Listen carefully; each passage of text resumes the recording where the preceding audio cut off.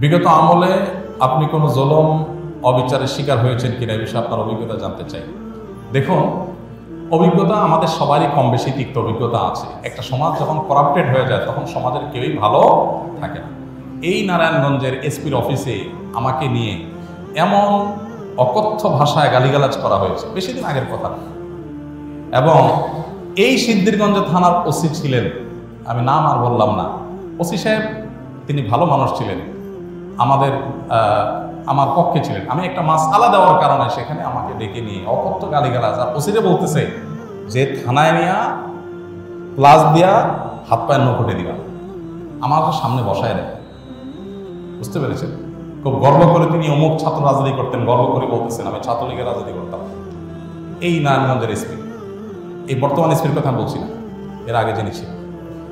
তো এটা আমাকে বসায় নিয়ে থ্রেট দেওয়া, মাসআলা, আমি ওনাকে বললাম মাসআলা, আমার মাসআলা বলার ক্ষেত্রে কথা বলার অধিকার থাকবে আলেমদের। আপনি পুলিশ হিসেবে আপনি তো বলতে পারেন না মাসআলা আমি কোনটা বলবো কোনটা বলবো না, কোনটা সঠিক কোনটা বেঠিক, এটা আপনার বলার বিষয় না, তো আলেমরা বলতে পারে।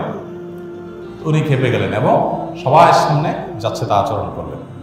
কত শত অভিজ্ঞতা আছে, এগুলো তো আমি মানে সব কিছু বলার সুযোগ পাই না, আর বিশেষ করে বলতেই তো পারি না। কারণ কোনো স্ট্যাটাস আমরা লিখেছি, সেখানে দেখা গেছে যে 5টা এজেন্সি থেকে ফোন চলে আসছে, হ্যাঁ আপনি এটা কেন লিখলেন, ওইটা কেন লিখলেন, চাপাচাপি শুরু হয়ে গেছে। আমাদের ফাউন্ডেশনের সমস্ত হিসাব নিকাশ পুঙ্খানুপুঙ্খভাবে রাখার পর সেটা আবার আমরা ভালো অডিট ফার্মের মাধ্যমে অডিট করে একেবারে এমনভাবে রাখি যে তিল তিল করে আমরা হিসাব ফেসবুকে পর্যন্ত দিয়ে দিই, কোনটা কত দিয়ে কিনি সেটা পর্যন্ত আমরা দিয়ে দিই। এত কিছুর পরও দেখা গেল যে আমাদেরকে বিভিন্নভাবে নাজেহাল করার চেষ্টা করা হতো কোনো লোক। আলহামদুলিল্লাহ এর মধ্যেও প্রশাসনের উপরস্থ কিছু কিছু মানুষ পরেশান করলেও নিচু পর্যায়ের বা মাঝারি বা কোনো উপরস্থ কর্মকর্তাদের সহযোগিতাও ছিল। তাদের সহায়তা না থাকলে এতদূর আমরা আসতে পারতাম না। কিন্তু একটা বড় অংশ আমাদেরকে দৌড়ের উপর রাখতো। ইস্তেসকার নামাজের ঘোষণা দিছি, আমার বাসার নিচে দেখি যে বিভিন্ন গোয়েন্দা সংস্থার গাড়ি বোঝাই করা, মানসিকভাবে পেরেশানি। বাবা ইস্তেসকার নামাজ পড়বো, একটা নিরীহ একটা ইবাদত, আল্লাহর কাছে দোয়া করবো দেশের ভালোর জন্য। সেখানে দেখা গেল যে আমি বাসার থেকে বের হইতে না হইতে দেখি যে মানে একেবারে চারপাশে ঘিরে ধরছে, সোজা কথা মানসিক চাপ যেটাকে বলে সেটা দিয়ে রাখা। কত কাহিনী এবং কত ঘটনা যে ঘটেছে সেটাতে বলা হয়। জোর করে সরকারি বিভিন্ন অনুষ্ঠানে নেওয়ার জন্য একবার একজন এডিশনাল এসপি, তার নামটা আমার মোবাইলে সেভ করা আছে, আমি নাম আর বললাম না, উনি ফোন দিয়ে বলতেছেন যে আমি অমুক। তো আমি বললাম হ্যাঁ বলেন। তো উনি বলতেছিলেন যে আমাকে সব হুজুররা কিন্তু চিনে, খুব নেগেটিভভাবে বলতেছেন, মানে হুজুরদের সব সাইজ করি আমি, আমার নাম সব হুজুরদের মুখস্থ, আপনার সাথে আমার প্রথম কথা হচ্ছে। এটা হলো শুরুতেই কথা না। এরপর কি হয়েছে, বলেছে একটা অনুষ্ঠানে যাইতে হবে আপনাকে, সেখানে অমুক অমুক থাকবে, রাষ্ট্রের সবচেয়ে বড় বড় পর্যায়ের লোক তারা থাকবেন, আপনাকে যেতে হবে। কি হয়েছে সেখানে আপনাকে একটা বক্তব্য দিতে হবে। তো আমি বুঝছি যে আমাকে একটা প্ল্যান ওয়াইজ আমাকে দিয়ে একটা জিনিস করানো হবে। আমি বিভিন্নভাবে অপারগতা প্রকাশ করলাম, বলে যে রাষ্ট্রের প্রয়োজন আপনি অস্বীকার করতেছেন। হ্যাঁ আমার রাইট আছে, রাষ্ট্র চাইলে আমার সেখানে বাধ্য করতে পারবেন, আমি সাধারণ নাগরিক। যাই হোক, পরে শেষ পর্যন্ত আমার সেখানে যাওয়া লাগে না, আলহামদুলিল্লাহ। এরকম পরিস্থিতি হয়েছে। সর্বশেষ এই যে আমাদের আসিফ মাহতাব গ্রেপ্তার হলো, তার নিয়ে পোস্ট দিলাম, আমাকে আমার এক ভাই সোর্স তিনি বললেন যে ভাই আপনি বাসায় থাকেন না। তো রাতে, এই কয়দিনের আগের কথা, রাতে যায় আরেক বাসায় যায় শুইতাম, এই কয়দিন আগের কথা। আগের বাসায় গিয়ে পালায় থাকতাম। একদিন আসরের পরে বাসার সামনে মোটরসাইকেলে 2টা লোক আসছে। আমার বাসা এমন এক জায়গায় আশেপাশে কোনো মানুষজন নাই, এখানে কেউ রিক্সাও চলে না, কোনো সাধারণ গাড়ি নিয়ে নিজস্ব গাড়ি ছাড়া যাওয়ার সুযোগ নেই। এরকম একটা জায়গায় থাকি আমি, সব মরুভূমি, আশেপাশে ঘাস, মানুষজন নেই। সেখানে কোনো মানুষ আসা তো স্বাভাবিক নয়। 2জন মানুষ আসরের আগ থেকে এসে অপেক্ষা করলো। তারা মনে করেন এত লম্বা সময় আসে, নিশ্চয়ই ওয়াশরুম গেছে লম্বা সময় ধরে।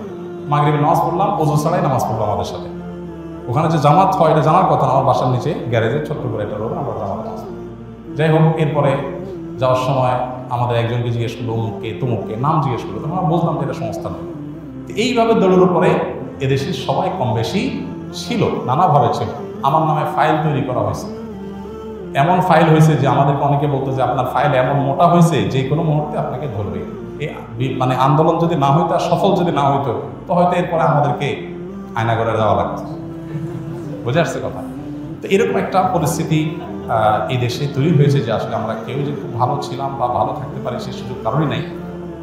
এরপরও আমরা আসলে সংগ্রাম করে চেষ্টা করে যতটুকু সম্ভব চেষ্টা করেছি অস্তিত্বটা টিকে রাখার জন্য, তার জন্য যে কত মূল্য দিতে হয়েছে, কত থ্রেট, এগুলো হজম করতে হয়েছে, সকাল বিকাল পালায় বেড়াইতে হয়েছে, হ্যাঁ, বিভিন্নভাবে টোপ দেওয়া হতো যে সরকারি এই সুবিধা নেন, ওই সুবিধা নেন। আলহামদুলিল্লাহ কখনো সেই সুবিধাগুলো আমরা গ্রহণ করি নাই, এবং এ ব্যাপারে আল্লাহ তালা আমাদেরকে গাইড করেছেন। এবং দোয়া করি আল্লাহ তালা আমাদের প্রিয় দেশটাকে এমন নিরাপদ করে দেয়, কেউ কাউকে ভয় করে চলতে হবে না। আল্লাহ যেন সেরকম নিরাপদ করে দেন, এবং আমরা সবসময় আল্লাহর কাছে দোয়া করি আল্লাহ তালা যেন এরকম। আমি এর পাশাপাশি প্রশাসনের ভাইদের, কিছু ভাইদের কথা বলবো যে আলহামদুলিল্লাহ এই খারাপের মধ্যেও কিছু ভালো মানুষ বিভিন্ন পর্যায়ে আছেন যারা টুকটাক সহযোগিতা করেছেন, তবে বেশিরভাগ ক্ষেত্রেই আমরা এ ধরনের নাজেহালের শিকার হয়েছি। আল্লাহ আমাদেরকে নিরাপদ একটি দেশ, নিরাপদ একটা ভূমি পাওয়ার তৌফিক দান করুন। আমাদের সমস্ত কষ্টগুলোকে আল্লাহ তাআলা দূর করে দিন। সকল মাজলুমের জুলুমের অবসান হয়ে যাক, সকল বৈষম্য দূর হয়ে যাক।